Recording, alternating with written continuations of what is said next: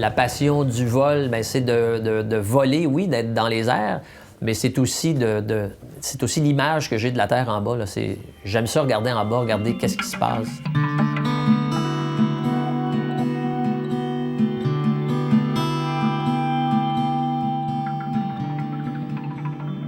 Wow, ma passion pour le vol, ben là, c'est mon père là, qui m'a trimballé partout. Et en plus de me trimballer partout, j'ai eu la chance de travailler sur le remontage d'un avion. Donc, j'ai fait de la mécanique d'avion avec lui, même très jeune. On se promenait, on allait voir des lieux toujours différents à chaque fois. Donc, de voir des choses du haut des airs, puis de reconnaître aussi. Moi, je vais faire du repérage sur carte pendant des heures avant de partir pour un endroit. Sur les cartes, je voyais où je m'en allais, je voyais où j'allais voler. Mais en avion, je voyais en plus tout ce qui vivait en dessous.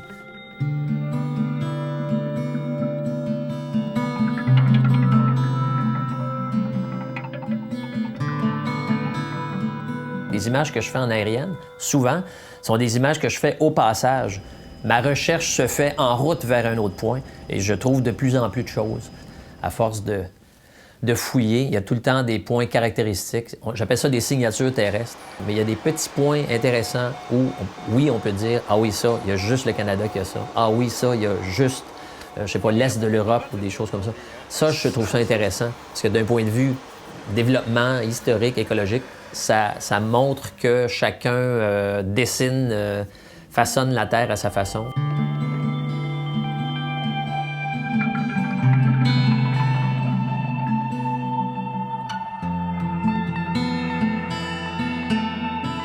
Lorsque j'arrive, ne serait-ce... Bon, les gens au sol, ils savent pas ce que je fais, ils savent que je fais de la photo. Pour ce faire, j'apporte avec moi des images. Donc, je montre le style d'image que je fais. Dans le cas, par exemple, du vol à Bali, la façon qu'on a coordonné le tout, ça a pris beaucoup de jours avant de sélectionner une journée très claire. Et l'appareil est arrivé, il n'a pas éteint son moteur, son briefing a duré environ 35 secondes. Mais en lui montrant des images, il a compris ce que je faisais et il a suivi exactement les routes que je lui ai demandées. Donc, la symbiose entre le pilote et moi était parfaite. Donc, il m'a donné exactement ce que je voulais. Ça, c'est génial. Le pilote, il fait partie de l'équipe, c'est essentiel.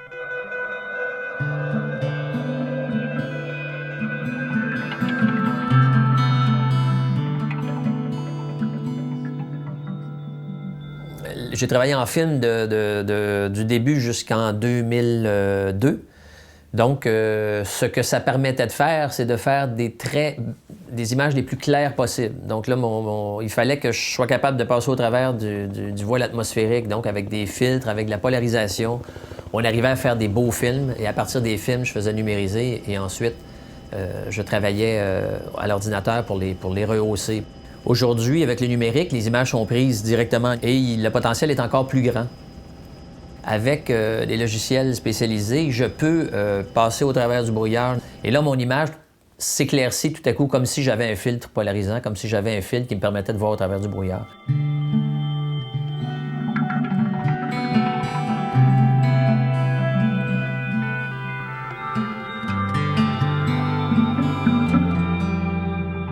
Je peux mettre une image sur l'écran puis travailler dessus pendant 1 heure puis pas y arriver. Ça arrive assez souvent, ça. Je vais la mettre de côté, comme un peintre va mettre un tableau de côté puis il va continuer par la suite. Je la ramène puis je la travaille d'une autre façon par la suite puis je fais réussir. Et c'est fait à noter assez intéressant parce que je continue même en numérique. Lorsque je faisais du film, je regardais au retour, les images, un coup développé, tout ça. Je regardais les images et c'est très rare que j'ai travaillé tout de suite. Je les mettais de côté comme s'il fallait qu'ils mûrissent, qu'elles mûrissent. Alors, en numérique, je fais la même chose. Je vais regarder rapidement si ma technique était bonne. Je vais voir si j'ai des images qui sont potentiellement bonnes. Je repige dedans comme si c'était quelque chose de nouveau qui m'apparaissait. Et mon œil travaille mieux. On dirait que j'ai plus de facilité, comme si les images m'arrivaient d'ailleurs, comme si les images étaient tout à fait nouvelles.